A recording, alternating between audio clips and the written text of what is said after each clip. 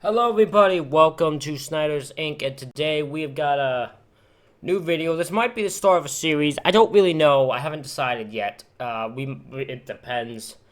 It depends even if the guy's okay with me reacting to it. We'll find out after this one. This is from The Void. This is The Disturbing Side of Reddit, Part 1. We're gonna get right into it. Ladies and gentlemen, hit the like button, hit the subscribe button, comment what you think down below. Let's go.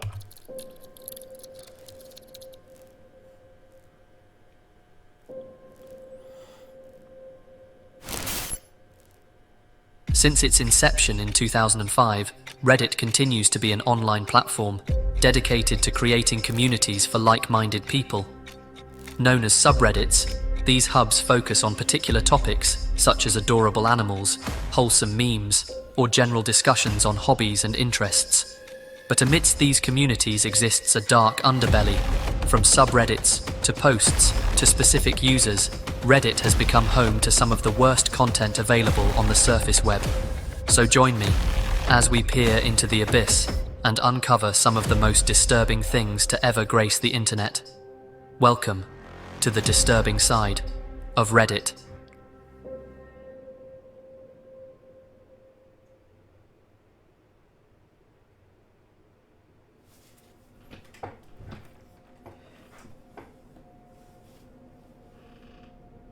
Mother knows best.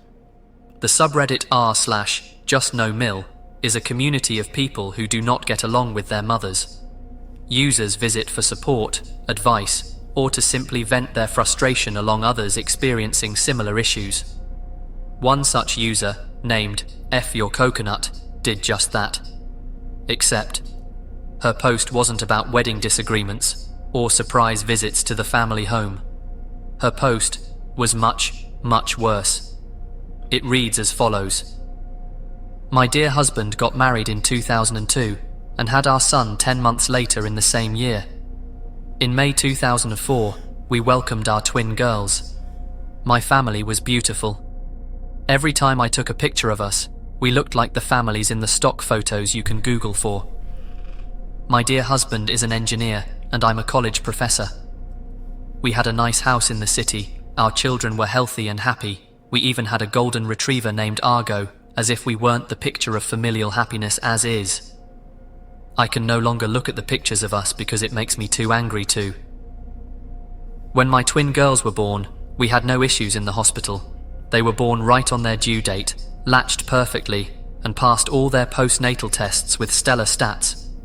When we brought them home, however, we noticed that one of the girls, let's call her oldest daughter, since she was a whole 4.5 minutes older than her sister, was developing a rash.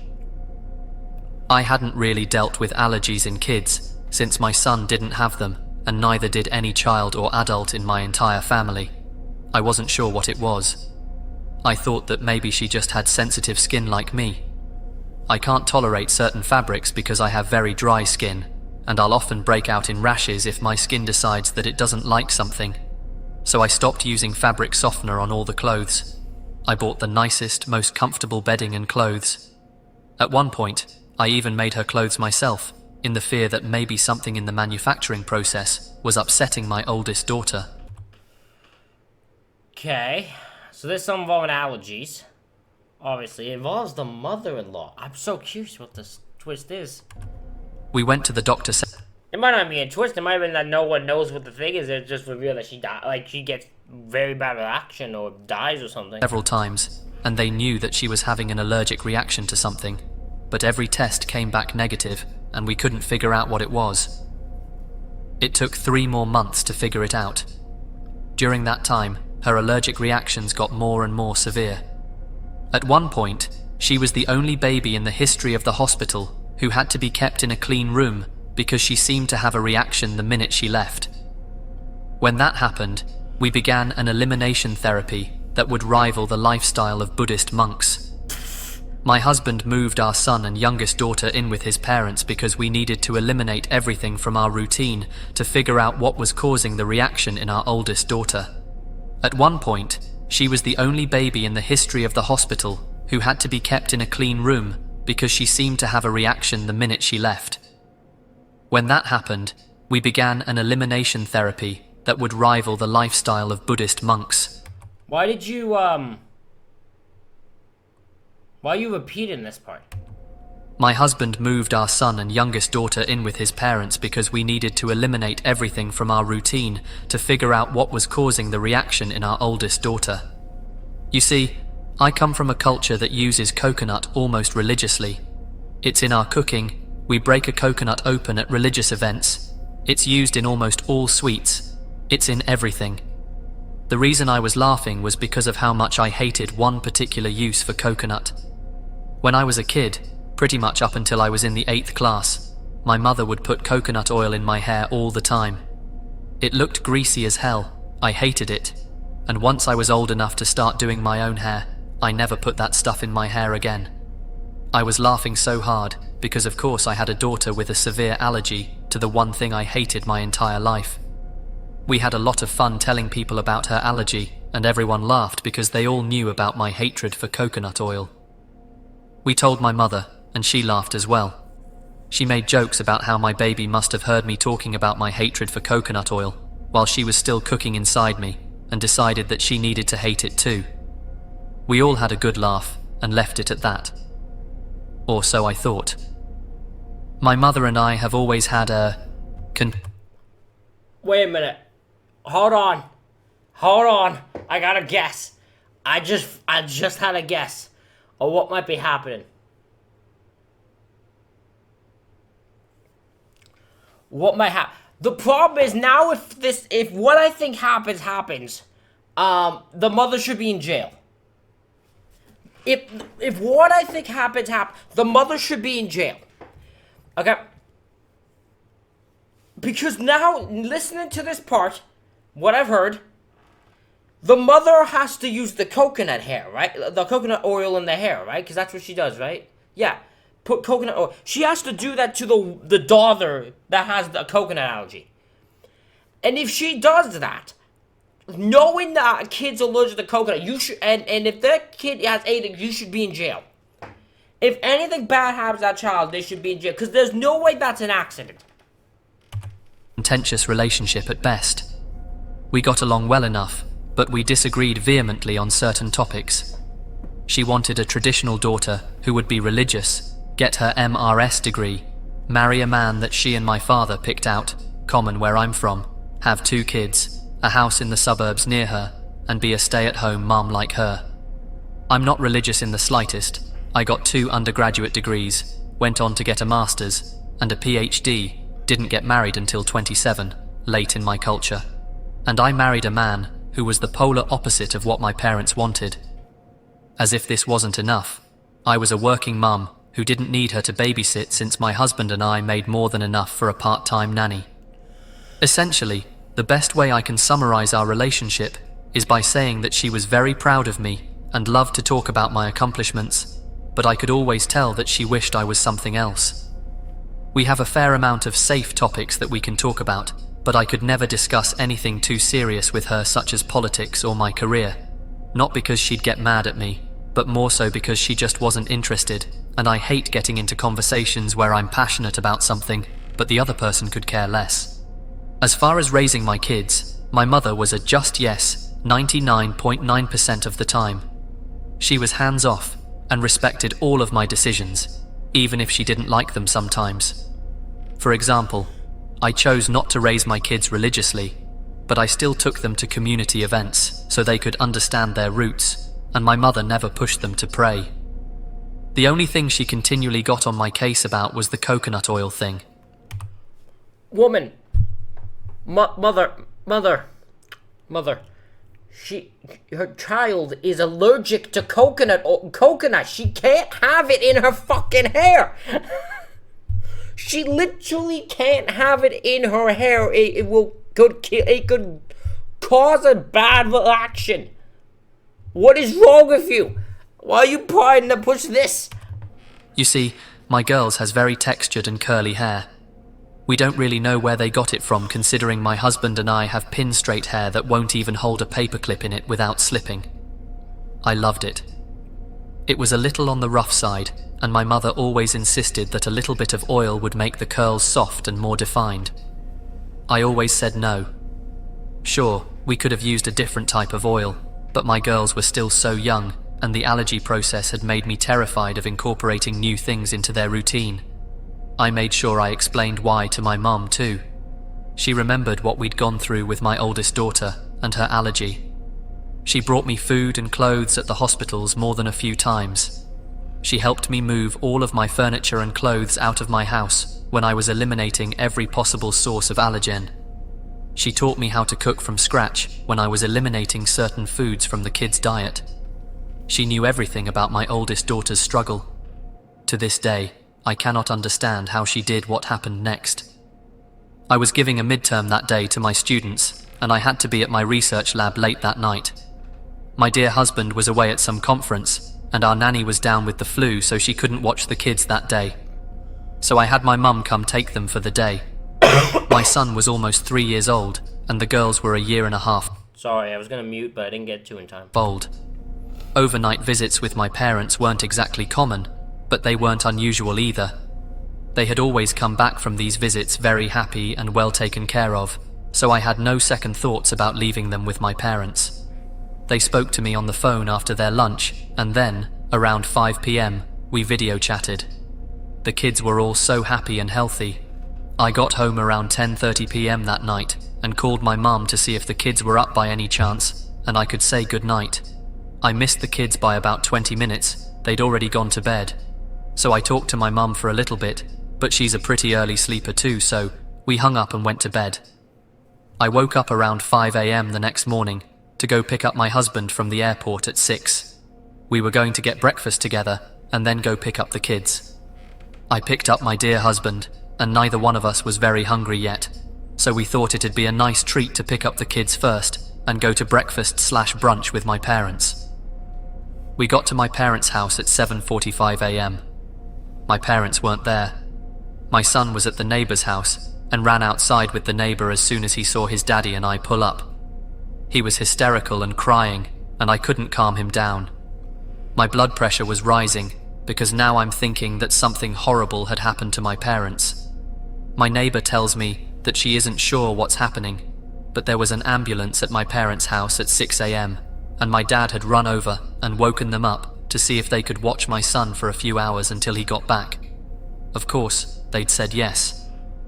I'm calling my parents non-stop at this point, and I'm getting frantic because I don't know what's happened. My son was still crying, but he was calmer. He still couldn't really explain to me what had happened, though. Sorry, I fucking nailed it! I fucking nailed it! I fucking nailed it! This stupid bitch! I knew it! I called! I'm sorry, I glanced down, saw the part, I couldn't, my brain took over, I had to bring up that I nailed it, I got it right. I honestly don't remember the details of what happened next, but somehow we figured out that the ambulance was from X hospital nearby, and we broke several driving laws trying to get there. We got to the hospital, pulled into the emergency entrance that was for ambulances only, left the car, and bolted inside. A few nurses took notice of us immediately and were asking us what was wrong. I was calmer than my dear husband at this point, so I explained that I didn't know, but my twin girls and my parents were here somewhere. I'll never forget the look on that nurse's face. She knew exactly who I was in that moment, and she was about to cry. Another nurse took me and my dear husband to an empty room and asked us to calm down and listen to the doctor before we went to find my family. My mother had put coconut oil in both my daughter's hair when they were playing the previous day before bed. The girls loved it when my mum did their hair, and so they had asked for braids, and my mum was doing their hair. She put coconut oil in both their hair because it would make for smoother braids. According to my son, my oldest daughter started to get a little dizzy and itchy when my mum was doing her hair, so my mum gave her some kids' Benadryl, which made her sleepy. Since it was close to bedtime anyways, the kids then went to bed. Giving her some Benadryl was something we did whenever she had a mild reaction, since it usually meant she accidentally came across some coconut from a secondary source.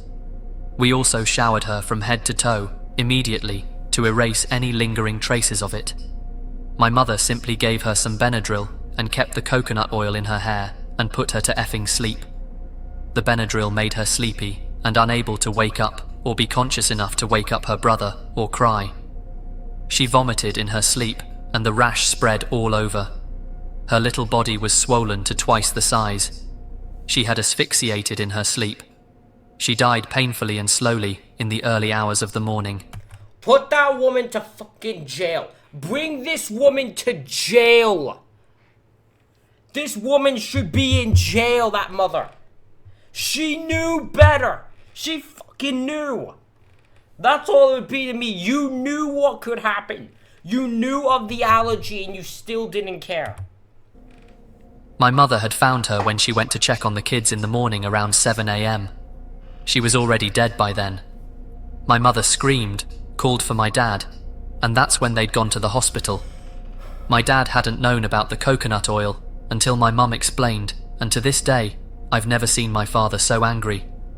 He was still unable to look at my mother out of fury, or me out of shame, when I saw him at the hospital. They had rushed to the hospital, hoping there was some way to save my oldest daughter and to get my youngest daughter checked out immediately, since he thought she might have a mild allergy as well. I can't even explain to you the emotions my dear husband and I felt. I remember seeing my little girl and just being in denial. There was no way that she was gone. This had to be a horrible, horrible nightmare. The following days, the funeral, and explaining to my other kids what had happened are events I still can't talk about because it just breaks a part of me. The following days, the funeral, and explaining to my other kids what had happened are events I still can't talk about because it just breaks a part of me. My mother was investigated, as was my entire family. I almost lost my kids to my country's version of Child Protection Services once because they thought my kids were in danger.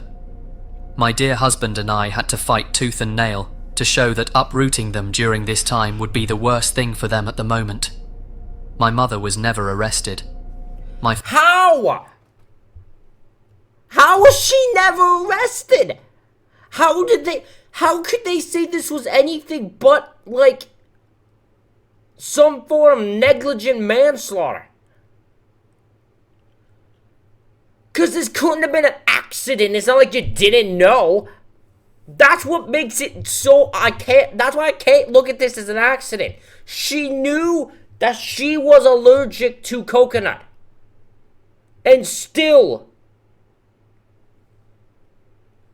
did the fucking hair with it, kept it in her thing when she's getting it. That's fucked.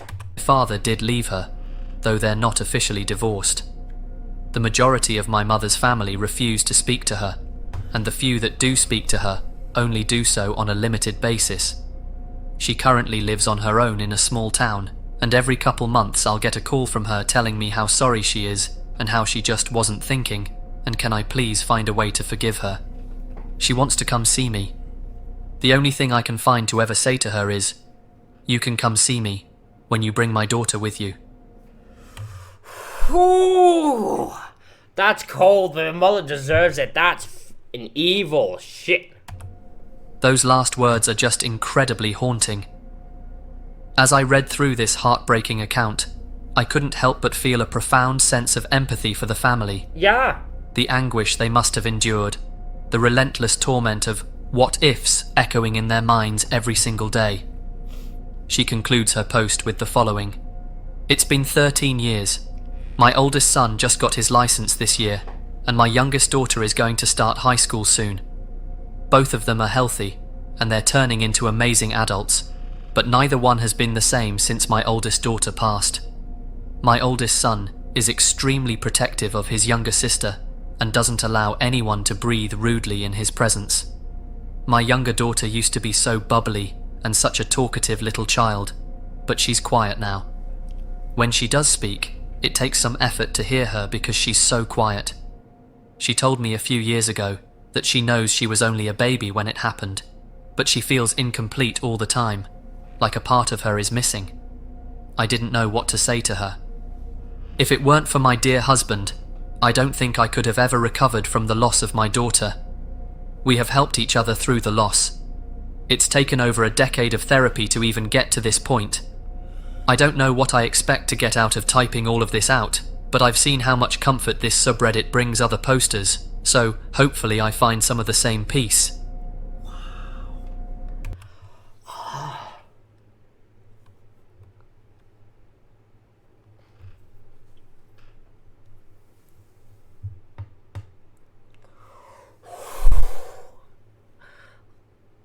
hurts. That one hurts. Oh my god. Her experience can only be described as incomprehensible. I can only hope that as time has gone on, the family has learnt to move forward in life and move on from such a tragedy.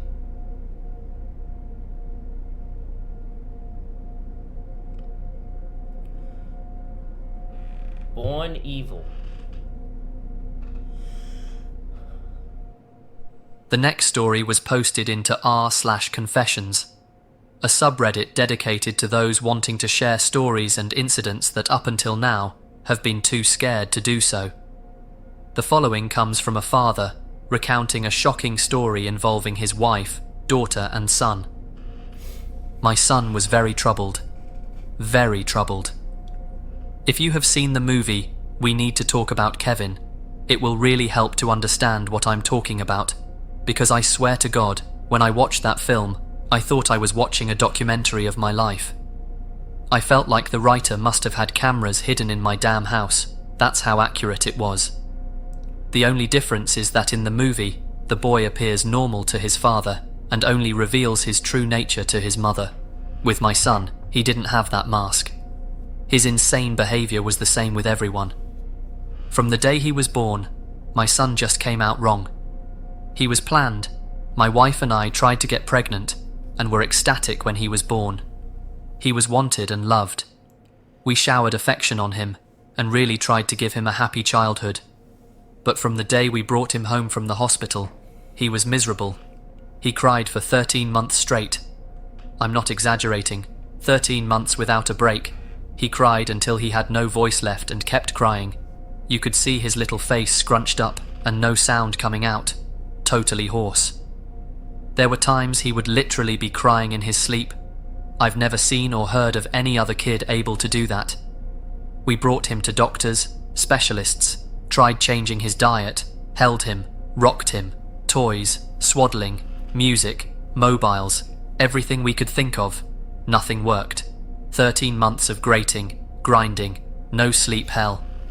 Once he got over the crying stage, we thought we were out of the woods. But it quickly became clear that for some unknown reason, he was just angry at being alive. I never saw that kid have a genuine, joyous smile once in the time I knew him. I saw him grin a vicious, horrible grin many times, taking a perverse pleasure from causing pain or suffering or breaking a rule. But a smile from real pleasure at something nice? No. Never. Not once. He had no interest in anything positive. He was fueled by hate, and everything he did was bent toward that. As soon as he could walk... This sounds like the most evil child, evil person to have ever existed. There's no way this is real. His mission in life was to destroy things. He would break or try to break anything that came in his range, smash it, chew it, throw it in the toilet, whatever he could. After a while, he figured out how to get his diaper off and took great pleasure in relieving himself anywhere he could. After a while, he figured out he could hide it and started relieving himself in places we wouldn't find right away, grinding it into carpets, making... Hold on, is this the case for Mr. Ballin? Do you guys... The most viewed video I have is a Mr. Ballin thing about a child who pretty much is evil. They just don't go into this amount of detail. But could this be like an abrupt version of this story? I think it could be. It even more of a problem to clean and making the house stink. When he got older, between the ages of 9 to 15, he would relieve himself in our bed until we got a lock on our door and he wasn't able to get in anymore. Then, he'd just take a dump in the hallway in front of our room. That biological warfare started around at 2.5 years old, and he never grew out of it. I'll try to speed it up as I could literally go on for days about this stuff, but as he grew older, he became more and more unmanageable. He would bite, kick, scream, scratch and spit at anyone trying to do anything with him. He was kicked out of school twice before he was 9, then let him back in, and then kicked him out for good. He had to change schools. The next one put him in a special class that kept him away from the other students. We had to install a door and lock on the kitchen because he would steal knives and use them to gouge the walls, furniture, or chase people with them. When he was 10, he stabbed me pretty good in the hip and arse. I still have the scars. As he grew older, he grew darker. He moved into setting things on fire and torturing local animals. He now goes on to describe what he does to the local animals. However, out of personal preference and due to YouTube's guidelines, I don't feel too comfortable reading aloud what he does. I will, however, link the Reddit post down below, should you wish to read it yourself. I will take this opportunity to preempt the tsunami of messages. Yes, we had the kid in effing therapy. He saw a psychiatrist twice a week and had God knows how many different medications prescribed to him over the years. Nothing worked. Therapy didn't work. Meds didn't work. Nothing effing worked. He was like a poison cloud of hate and fury, lashing out at anything in his reach. When my son was 16, my wife got pregnant again. I can't tell you how different our reaction was. Instead of joy, we felt horror. This pregnancy had not been planned, and we really were at a loss over what to do. My son had been such an unending nightmare for 16 years, we couldn't take the idea of starting again from the beginning. We talked a lot about terminating, but A, access to abortion was not as easy in those days as it is now, and B, my wife was very against it. We talked about many options. In the end, we decided that my wife would have the baby, and if it turned out evil, we would put it up for adoption. We knew we just couldn't do it again with another child like our son. We had a— This is the story! This is the story! I can't believe what I'm hearing! I can't believe this is the actual fucking story! Holy shit! daughter. She was normal. Suddenly we saw what our lives should have been like the whole time, how things would have been had our son not been himself. She laughed at things. She breastfed without biting.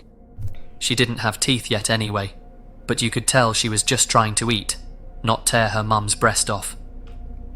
After 4 months, she was sleeping through the night. She was happy. She was normal. I can't describe the relief and happiness that we both felt. I don't have the words for it. This where I believe I may have started really pulling back from my son. Up until that time, whatever mistakes I made, I had always tried to do the best for my son. I am convinced of that. I tried to help him, and love him, and care for him. I really tried. But when my daughter was born, my wife and I both instinctively just turned toward her.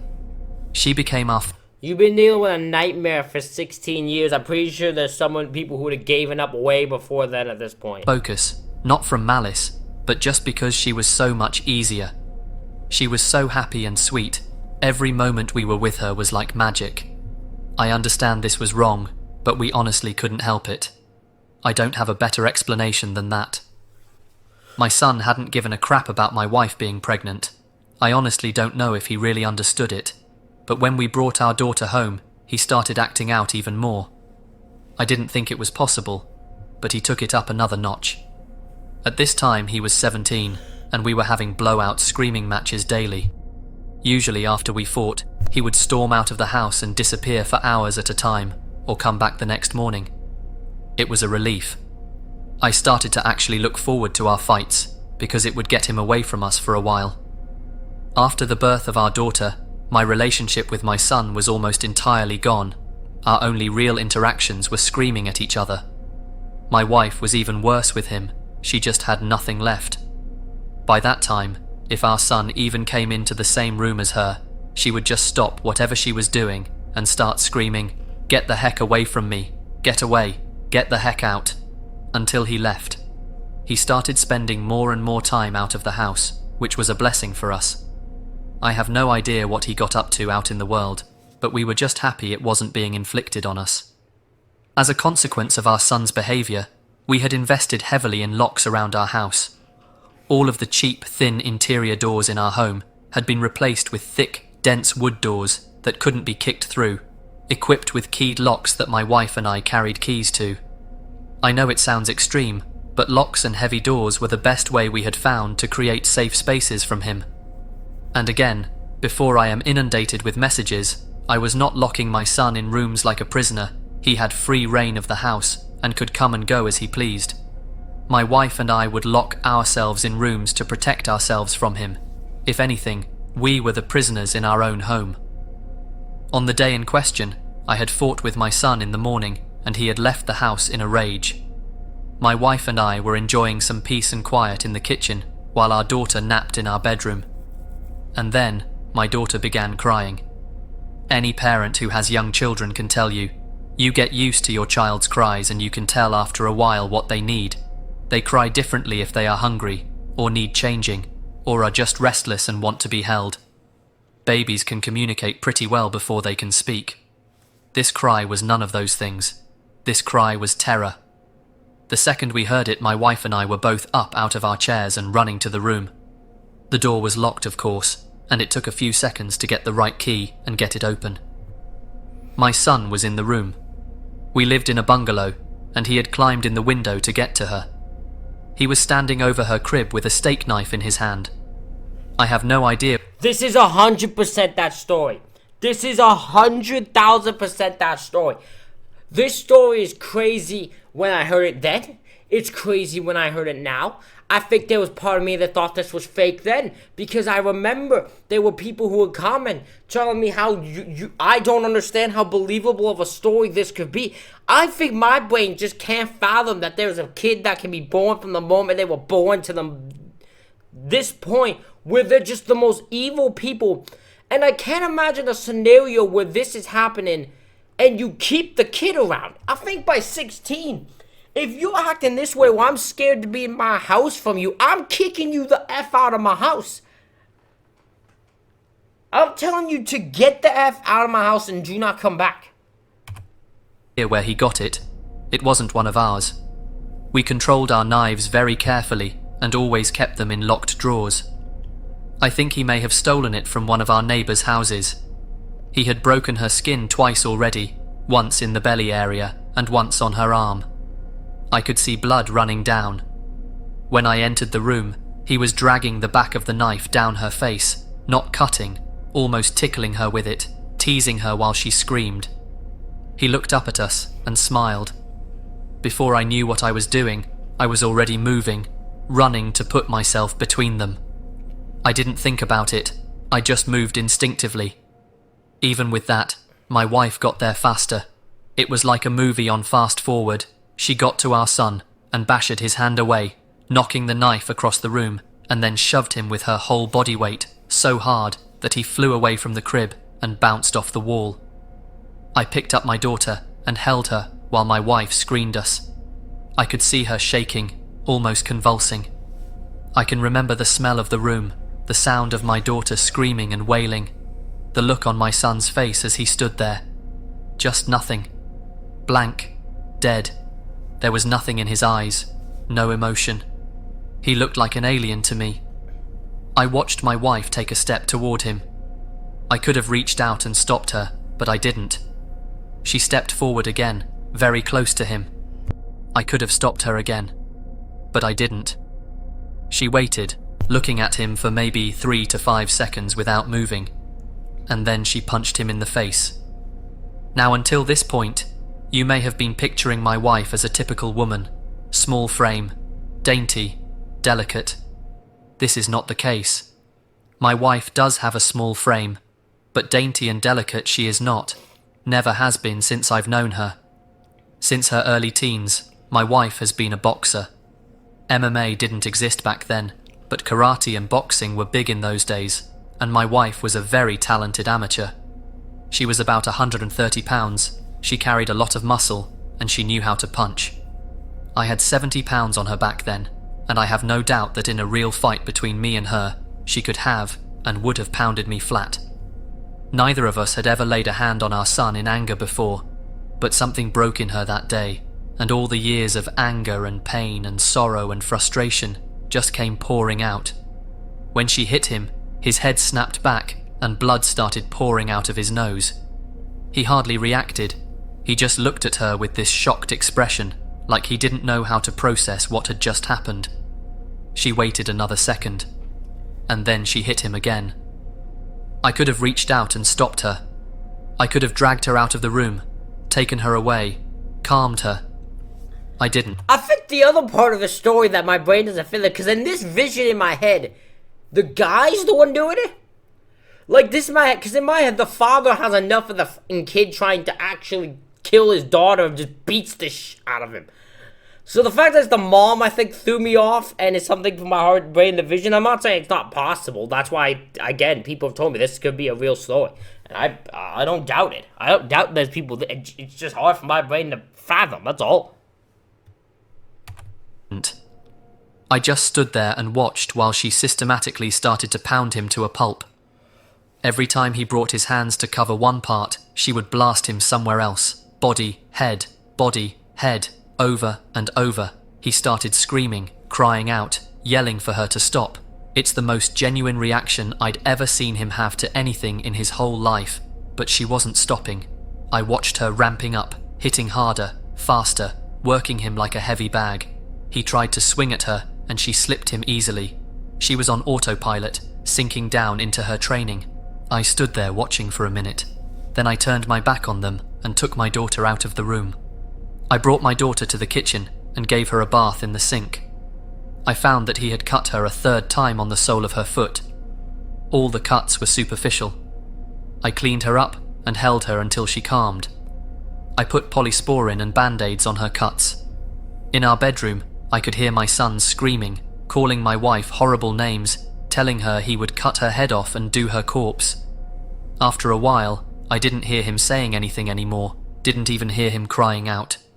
I assumed that he must have been knocked out, but I could still hear her beating him. That went on for a long time, long enough for my daughter to drift off to sleep in my arms. I just sat at the kitchen table waiting for her to finish. Finally, she came out and sat down across from me. Her hands were swollen and red. Her face and arms were splattered with blood. Her chest was heaving. We just stared at each other without saying anything. After a while, I asked her, "Is he dead?" She looked back at me and answered, "I effing hope so." I nodded.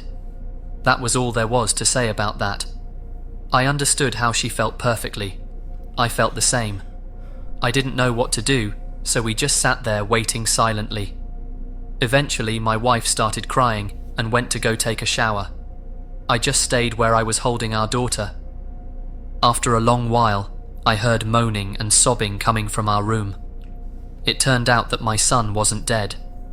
I went in to see how bad it was, and it was pretty bad. I've never seen a more merciless beating laid onto anyone, before or since. He was lying on the floor, rolling around with blood leaking out of his face, lying in a pool of vomit. His nose was squashed flat out across his face. Both of his eyes were completely swollen shut and starting to blacken already. I could see that a couple of his fingers were bent out at weird angles, and he had pissed his pants. I think he must have been missing teeth, but I couldn't see any on the floor, and I couldn't see inside his mouth. His lips were all puffed up and swollen. From talking to my wife about it later, I know now that she had systematically beaten every part of his body, focusing heavily on his legs. She told me she kicked him in the groin repeatedly until her legs got tired, and had kept beating his body long after he had passed out. When my wife came out of the shower, I still didn't know what to do about our son. I didn't know whether to call the police or an ambulance, take him to the hospital myself. I honestly didn't have any idea what to do. After a while, I realized that I simply didn't care what happened to him anymore, and we decided to just let him live or die on his own. There was an in-law suite in the basement that we had never really used, and my wife, my daughter and I just moved down there. We simply seeded the top floor of the house. Yeah, this is definitely the same story as the Mr. Ballin one. That video has like, what, 16,000 views? It's insane. House to my son and locked everything down, separated our lives entirely. There was plenty of food in the upstairs cabinets, enough for a couple weeks or more. He had a washroom and bedrooms to use. We had a washroom in the basement, a small kitchenette, and a separate entrance, so we just stopped going upstairs. We just decided we were done with him. I figured we'd let his food run out and see what happened. Over the next week, we could hear him moving around upstairs sometimes. I think he just spent most of time lying in bed recovering. I went to work, watching on high alert in case he attacked me in the driveway, but he never did. My wife stayed home with our daughter. She was never out of our sight. One night we heard him going ballistic, smashing things and banging. We didn't respond. He never tried to get downstairs or get near us though. I think he was afraid that if he got near us again, my wife might finish the job on him. After 3 weeks down in the basement, we hadn't heard anything from up above for a few days, and I ventured upstairs to the main floor of the house. The place was demolished, and there was no sign of my son. He was gone. It took months to repair the damage he had done and get the main floor back to normal again. There was food and crap smeared all over the walls and broken glass on the floor, big holes in the dry wall. He had ripped the place apart. He tore up the linoleum in a corner of the kitchen and emptied an entire foam fire extinguisher into the living room. I feel thankful that he didn't burn the house down with us in it. I'm honestly not sure why he didn't. The kid wasn't shy about lighting things on fire. After that, I lived in fear every day that he would come back, that he would ambush us out of the blue and try to kill us. We moved house about 3 years later, and I finally stopped being afraid that he would show up again, as now he had no idea where we were. I finally felt safe from him. All this happened a long time ago. My son was born in the spring of 1971. My daughter was born in 88. I'm an old man now, I'll be 70 this year, and my wife passed from cancer in 2016.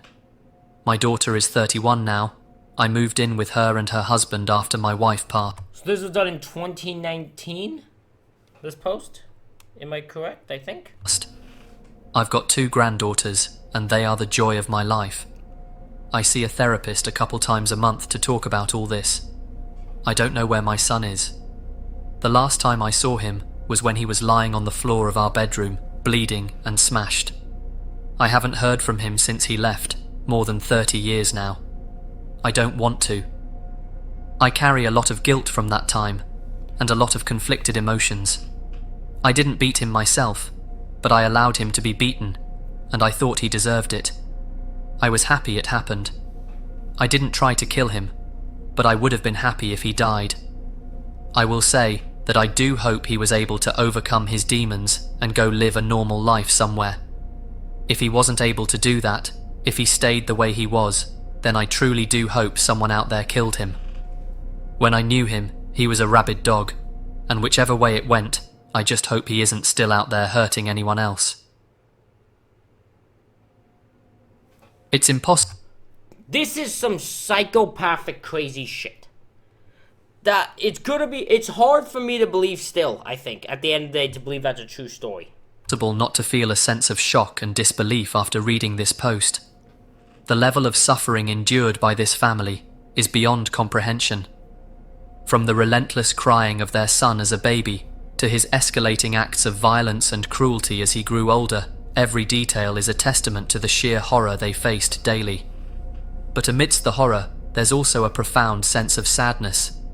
This family tried everything in their power to help their son, seeking therapy and medication, but nothing seemed to make a difference. They were left feeling helpless, watching as their son descended further into darkness. The post ends on a positive note, as he seems to have moved on somewhat from those years living with his son.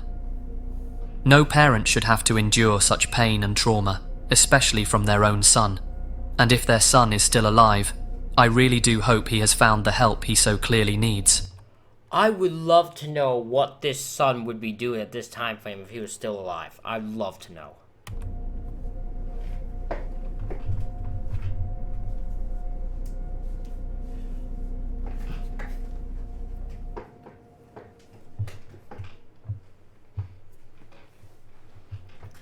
Our final post of today's video takes us to r/legal advice. As the About section suggests, this is a place to ask simple legal questions. This post, however, is anything but that.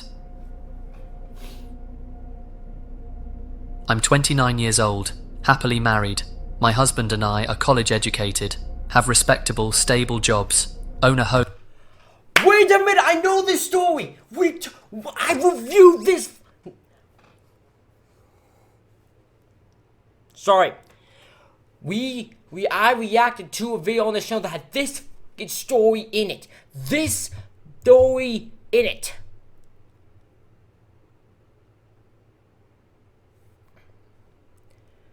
This story is insane.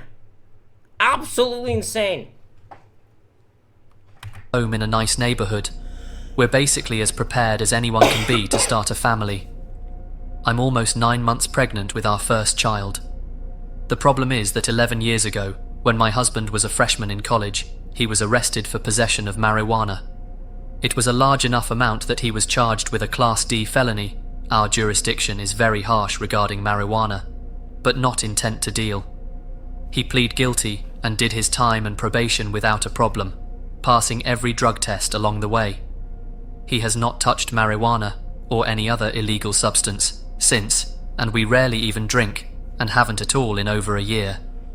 I have no criminal record and have never done drugs myself. There was one thing, one overarching question that I had at the end of this that I don't think will ever be answered. How did this start?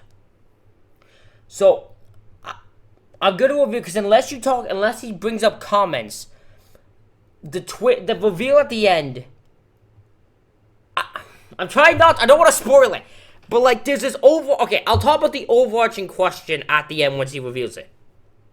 If I can try to. It was a stupid mistake he made as a foolish 18-year-old, and he's worked hard to put it behind him. Someone has apparently contacted child services in our area and informed them that we are drug users. This accusation is being taken very seriously because of my husband's record. We have been as cooperative as could be with our caseworker. We've been interviewed, our home has been examined, and she found nothing remotely suspicious or incriminating. We have both taken drug tests and passed. Our caseworker says that everything looks just fine so far. Unfortunately, she also says that there's still the possibility that our child could be taken from us in the labour and delivery ward, and that we won't be allowed to take her home. I was devastated and horrified to hear that. When I asked why, she said it was not up to her and we'll have to wait and see, which made absolutely no sense to me. What gives? I feel like there's something she isn't telling me, but I have no experience with DCS, and I'm not aware of anything we could have possibly done wrong. I know they'll have to test my daughter for drugs once she's born, but she has not been exposed to drugs, nothing more than prenatal vitamins, not even Tylenol, and I already proved that by passing a drug test. I'm scared and confused. Do I need a lawyer? I had anticipated spending our savings on our new daughter parental leave, but I will use that money for a lawyer if I have to. Thanks for reading, and thanks in advance for your help. Now this... Okay, I'm not gonna bring up the twist, but just reading that, I knew something had to have been up, because that makes no sense mentally, right? There's no way, one, CPS would go after a case seriously taken from 11 years ago. I feel like they wouldn't take it that seriously. Two, this became over. Who reported them? Because it's never answered in any of these posts. And three, the child's not born yet. Do they? And I was like, do they even look into cases where the child's not even born yet? I got my answer. But this post garnered quite a lot of attention from the moment it was posted. It just did not seem to make any sense at all. Former Child Protection Service workers chimed in to provide their thoughts on the situation. Something here is not making any sense at all, unless the law has changed greatly in the last few years when I left the department. Former CPS worker here too. Agree with you. CPS does not investigate pregnant women with no current children. Something is not right. The original Redditor, as well as everyone else actively trying to support her, were left with more questions with answers. Why were Child Protection Services so adamant on taking her child away from her, Yeah. from something that happened years ago? Yeah. Why were they hiding information from her? What were their true intentions? Some time passes until the Redditor creates an update on her initial post, writing the following. When I made it, I was advised to get a lawyer right away. I was also advised that Indiana's DCS doesn't investigate pregnant women who don't already have kids, and that the woman claiming to be a social worker might be an imposter. I contacted and met with a lawyer and explained the situation to him. He seemed to agree that something was very fishy. To make a long story short, the woman handling our case has no affiliation with DCS.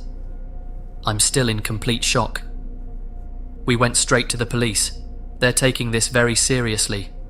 I can't give a lot of details because it's an ongoing investigation, but she seems to have been a very skilled, well-researched liar. I never would have known anything was amiss without the advice of this subreddit and the intervention of my attorney. I feel like a complete idiot, but the instinct to cooperate unquestioningly when faced with an intimidating, authority figure is strong. I haven't had the baby yet. We're staying at a trusted family member's home until the baby is born. My OB and the hospital we'll be delivering at have already been informed of the situation and will be taking the appropriate security measures. I'm still freaking out, but we're taking every precaution for the safety of my child, and hopefully everything will turn out okay. Thanks again, everybody. Truly. Now, here's the overarching question I have. How did this woman get all this information? This woman knew that these people were drug users in the past. Right? Knew that at least the father was. And now has access to their house. She's been in their house many, many times.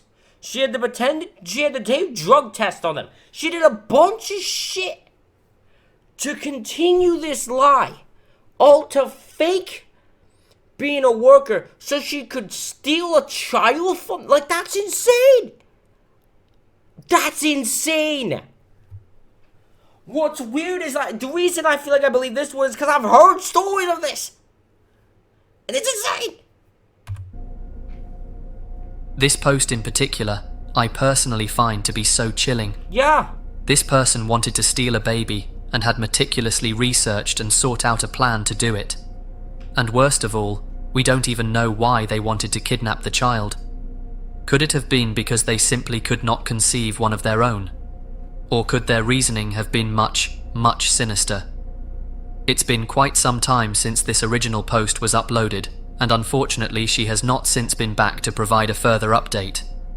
I can only hope that she and her husband are now raising their child in a safe and secure environment, and whoever was planning this kidnapping is locked behind bars. And there you have it. Ladies and gentlemen, those are 3 insane stories from Reddit. Holy shit. Let me know what you think in the comments. Hit the like button, hit the subscribe button. Thank you all for watching. And I'll see you all for the next one.